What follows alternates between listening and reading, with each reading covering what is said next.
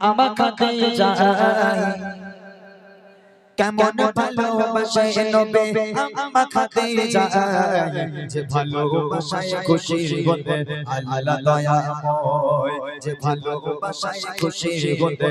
আল্লাহ দয়াময় কেমন ভালোবাসে নবী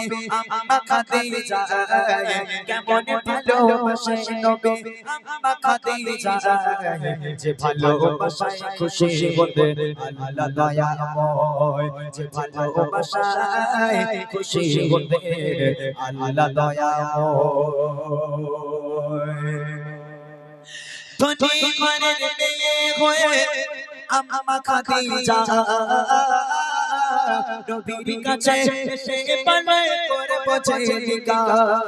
ধনী ঘরের মেয়ে হয়ে আমা খাদিজা নবীর কাছে এসে পালে করে বোঝে নিকা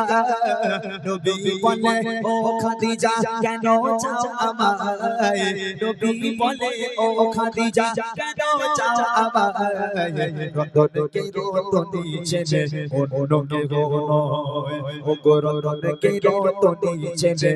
অন্যকে নয় কেমন ভালোবাসে নবী আমা খাদিজা কেমন ভালোবাসে নবী আমা খাদিজা যে ভালোবাসায় খুশি হতে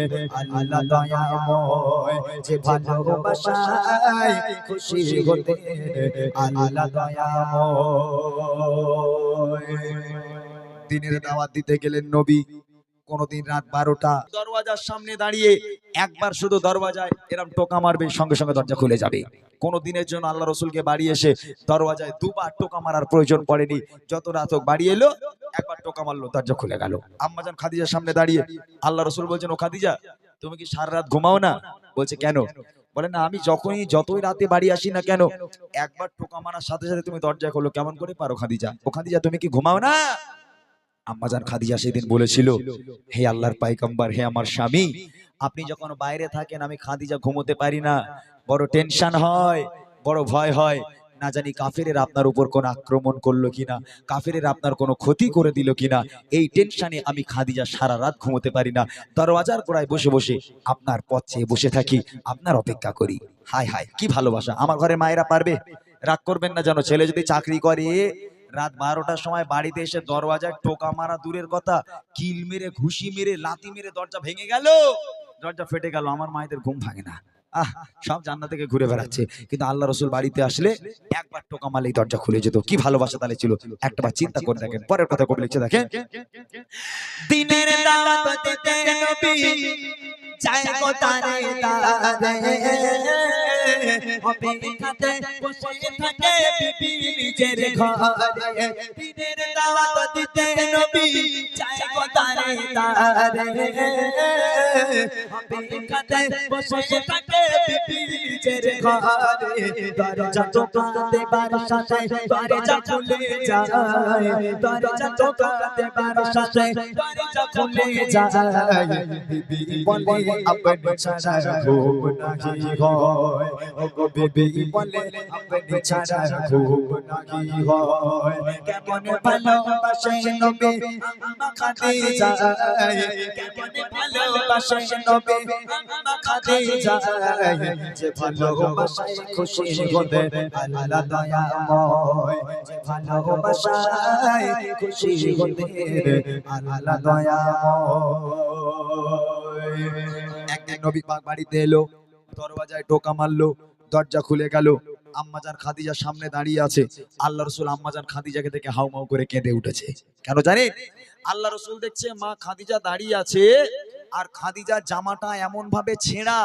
এমন ভাবে জামাটা ছিঁড়ে গেছে ও জামা সেলাইও করা যাবে না তাবলিও মারা যাবে না এখন এই দেখে আল্লাহ রাসূল হাউমাউ করে কেঁদে উঠেছে আম্মাজান খাদিজা আল্লাহ রাসূলকে জড়িয়ে ধরলো হে আমার স্বামী আপনি কাঁদছেন কেন আমার দ্বারা কি কোনো বেয়াদবি হলো কষ্ট পেলেন কেন কাঁদছেন আপনি আল্লাহ রাসূল বলছেন ও খাদিজা তুমি কোন ঘরের মেয়ে খাদিজা তোমার আব্বাজানের এত সয় সম্পত্তি এত জায়গা জমি সোনা দানার মালিক তুমি আজকে আমাকে বিয়ে করে দেখো তোমার অবস্থা দেখো খাদিজা তোমার জামাটা এমন ভাবে ছিঁড়ে গেছে আমি তোমার স্বামী হয়ে সেলাইও করতে পারবো না ও খাদিজা আমি তোমাকে ভালো রাখতে পারলাম না আম্মাজান খাদিজা আল্লাহ রসুলকে জড়িয়ে ধরলো, জড়িয়ে ধরে বলেছিল, হে আমার স্বামী, হে আল্লাহর পায়গাম্বার, অমন কথা বলবেন না। আমি খাদিজা কোনোদিন আপনার কাছে কষ্ট পাইনি, আলহামদুলিল্লাহ খুব ভালো আছি, তবে কোনোদিন কিছু চাইনি, তিনটে জিনিস চাইবো, আবদার করব, আপনি কি পূরণ করতে পারবেন? আল্লাহ রসুল বলেন, খাদিজা কি লাগবে তোমার, বলো কি চাও তুমি বলো। আম্মাজান খাদিজা বলেছিল, আমার প্রথম নম্বর আবদার, আমি খাদিজা যেদিন ইন্তেকাল হয়ে যাব, আমি খাদিজা যেদিন মারা যাব, ওই দোকান থেকে কাফন কিনে পরালে আমাকে হবে না, তাহলে আপনার এই পিরান, আপনার এই জুব্বা আমাকে কাফন করে দিতে হবে। দ্বিতীয় নম্বর আবদার হলো, আমি খাদিজা আমাকে কবরে যখন শোয়ানো হবে, কবরে শোয়ানোর আগে আপনি নিজে কবরে নামবেন, কবরের চারপাশটা একবার হাঁটবেন, কারণ আমি খাদিজা কবরের আযাবের ভয় পাই। কবর যদি আমাকে আযাব দেয়, পিষে দেয়, আপনার পায়ে ছাপ থাকলে কবর আমাকে আর আযাব দিতে পারবে না। আর তৃতীয় নম্বর আবদার হলো, মুনকার নেকির ফারিস্তারা যতক্ষণ আমার সওয়ালের জবাব না করবে, আমার কবরের ধারে আপনাকে বসে থাকতে হবে, বাড়ি যেতে পারবেন না। এই তিনটে আবদার আমার রাখবেন। আল্লাহ রসুল বলেছিল, খাদিজা তোমার তিনটে আবদার আমি পূরণ করব, তুমি কিচ্ছু চিন্তা করো না। আমার এখানে যে সমস্ত মায়েরা আছে, সেই মায়েদের উদ্দেশ্যে বলি, কোনোদিন স্বামীর কাছে এরকম বলেছেন যে আমি মরে গেলে আমার একটু ভালো কাফন দিও, একটু একটু যে জিয়ারাত করো জুম্মার দিনে, একটু ফকির খাইও, একটা মিলাদ দিয়ে একটু মলি সাহেব দাওয়াত করে খাইও? আমার মায়ের এরকম আবদার করে? ওইসব নাই, দেখো ঈদ হয়ে গেলে একটু দীঘায় যাবে না, একটু বকখালি যাবে না, আমার মায়েদের আবদার এরকম। কিন্তু আম্মাজান খাদিজা কি আবদার করেছিল, কবি লিখছে দেখেন, বিবি বলে ও গো স্বামী, মরণের পরে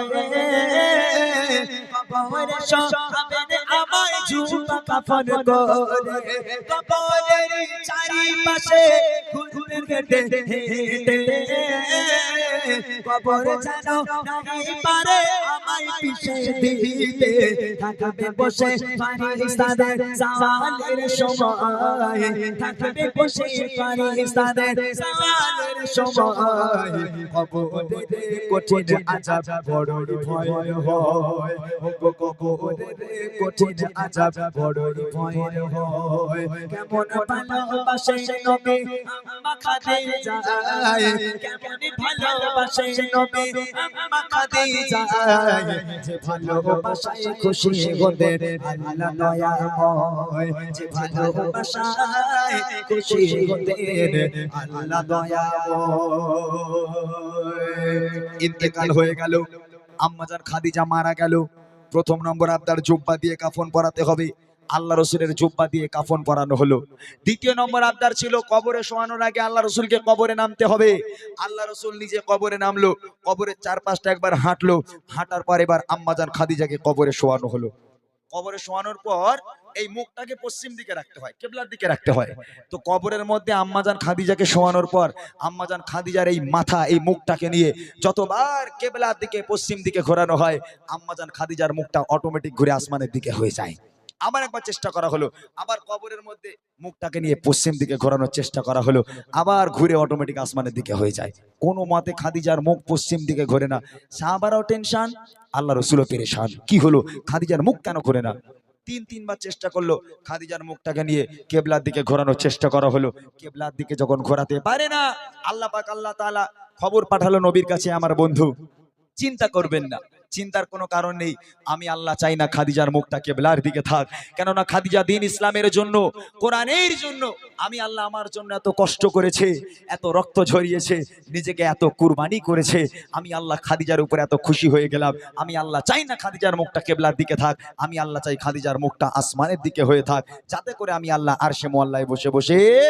আমি আমার খাদিজাকে প্রতিনিয়ত দেখতে পারি। আহা, কি কি মানুষ ছিল আম্মাজান খাদিজা! আল্লাহ পাক আল্লাহ তাআলা একটা নারীর মুখটাকে শুধু আসমানের দিকে করে নিয়েছিল, যাতে করে আল্লাহ আরশে মুআল্লায় বসে বসে কবরের মধ্যে থেকে মা খাদিজাকে সব সময় দেখতে পারে আল্লাহ নিজেই, যার কারণে আম্মাজান খাদিজার মুখ এখন আসমানের দিকে। আহা, কি ভালোবাসতো আমার আল্লাহ! সেই খাদিজাকে স্মরণ করেন, সেই খাদিজার মতো করে জীবন গঠন করেন, ইনশাআল্লাহ আল্লাহ পাক যদি রাজি থাকে আম্মাজান খাদিজার সঙ্গে আপনি জান্নাতে প্রবেশ করবেন। শেষ কথায় কবি লিখছে দেখেন, যত সময় খাদিজাকে কিবলাতে মুখ করে, ততবারে আসমানে আসমানের ওই দিকে যায় যে ঘোরে যত সবাই খাদিজাকে কেবলাতে মুখ করে ততবারে আসমানের ওই দিকে যায় যে ঘোরে আল্লাহ বলে ও গো নবী চিন্তার কিছু নাই আল্লাহ বলে ও গো নবী চিন্তার কিছু নাই খাদিজাকে দেখবো বলে আমি সর্বদা ও গো খাদিজাকে দেখবো বলে আমি সর্বদা কেমন ভালোবাসে নবী আম্মা খাদিজা কেমন ভালোবাসে নবী আম্মা খাদিজা যে ভালোবাসায় খুশি হতে আল্লাহ দয়াময় যে ভালোবাসায় খুশি হতে আল্লাহ দয়াময় যে ভালোবাসায় খুশি হতে আল্লাহ দয়াময়